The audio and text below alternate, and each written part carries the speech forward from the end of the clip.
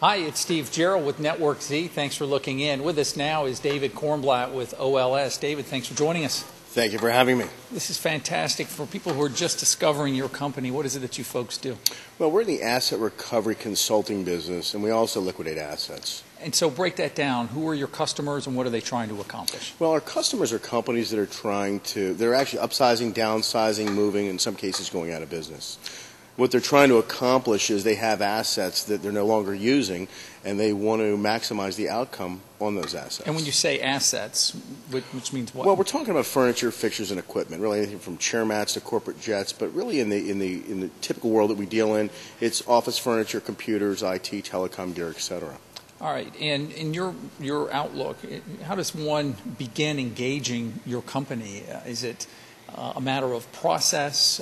What do you actually do when you move on site and you begin helping your clients? Well, really, our first thing we want to do is really understand what the clients have, and then understand what their goals are and objectives are, and then together we help define a process that will deliver them really the highest outcome. Now, by the way, it's important to note that we are commission-based and we share in the revenue, so when we're talking about values to our clients, it's really what the true value is. It's not some value that we have conjured up to really bring more profit to us. It's to bring profit to the whole. Interesting. So traditionally, a liquidator will come in and say, your assets are worth this, and then they take those assets and then sell them? Well, yeah, liquidators are they're profiteers.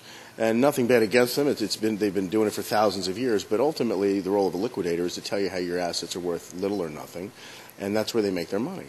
And we have quite a different approach because we really work on a team effort to work with a client, and we sit on the same side of the table as the client rather than on the other side of the table negotiating against them. In other words, you've got a built-in incentive to make sure that as much revenue is generated as possible from the sale of these assets. Well, it's not only incentive, but there's checks and balances too, to really give our clients the safety to know that if that item sold for $1,000, that it actually sold for $1,000. And I was thinking that there's much more at stake for these companies when they are in transition than just money, and sometimes money isn't the most important thing. Well, that's correct, Steve. You know, what happens is the thing that gets focused on the most is the money. But when you have a 100,000 square foot building that has to be out in 2 weeks, and you have a $200,000 penalty staring you in the face, the return on the assets is probably not the most important thing. The most important thing is getting out of the building, and the second most important thing is a return. What we do is we actually help really minimize risk and maximize profitability and couple those together and deliver a solid solution that fits both. And your company was born from the traditional liquidation approach, wasn't it? Correct. Yeah, we did that for a number of years. About 8 years ago, really kind of got sick of having to go in and do the dog and pony show and tell people all their stuff is worth nothing. And I really modeled that after myself, and I said, you know, if I was sitting in my own house and had to sell all my stuff, what would I want to have happen?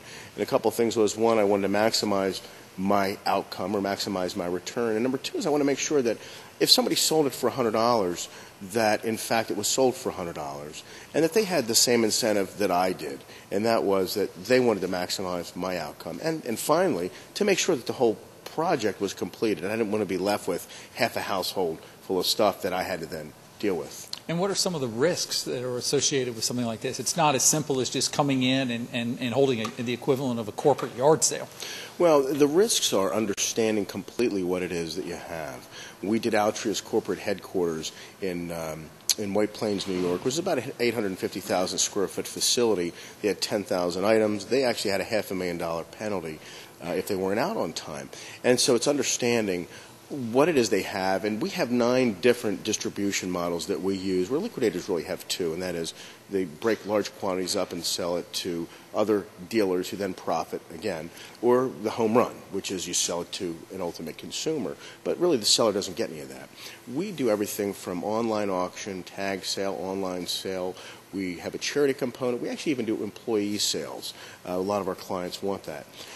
We also do some export as well. So what we're looking at is how can we do simultaneously a number of these different events so that at the end all of them come to a head and come to completion at the same time. Wow, a very, very cool company doing very innovative things that, in essence, you're changing up the way business is done. It's fun. Where can people go to learn more? Well, if you go onto the website at www.olstrading.com, there's a form you can fill out and just some quick information, not looking for your life history, but enough to get us to give you a call. And believe it or not, we've been doing this so long that we can actually give you good valuation and good ideas over the phone to then look at the next step. All right. Thank you. Steve, thank you. And good luck. Thank you.